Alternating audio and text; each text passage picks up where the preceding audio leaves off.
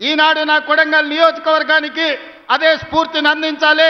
Education and irrigation ని మొదటి ప్రాధాన్యత కింద తీసుకోవాలని ఈనాడు నా కాన్స్టిట్యున్సీకి మెడికల్ కాలేజ్ తీసుకొచ్చుకున్నాం, వెటర్నరీ కాలేజ్ తీసుకొచ్చుకున్నాం, అగ్రికల్చర్ కాలేజ్ తీసుకొచ్చుకున్నాం, పారామెడికల్ కాలేజ్ తీసుకొచ్చుకున్నాం, నర్సింగ్ కాలేజ్ తీసుకొచ్చుకున్నాం, ఫిజియోథెరపీ కాలేజ్ తీసుకొచ్చుకున్నాం, ఇంజనీరింగ్ కాలేజ్ తీసుకొచ్చుకున్నాం, ఐటీఐ తీసుకొచ్చుకున్నాం, ఏటీసీలను తీసుకొచ్చుకున్నాం, జూనియర్ కాలేజీలను తీసుకొచ్చుకున్నాం, డిగ్రీ కాలేజీలను తీసుకొచ్చుకున్నాం.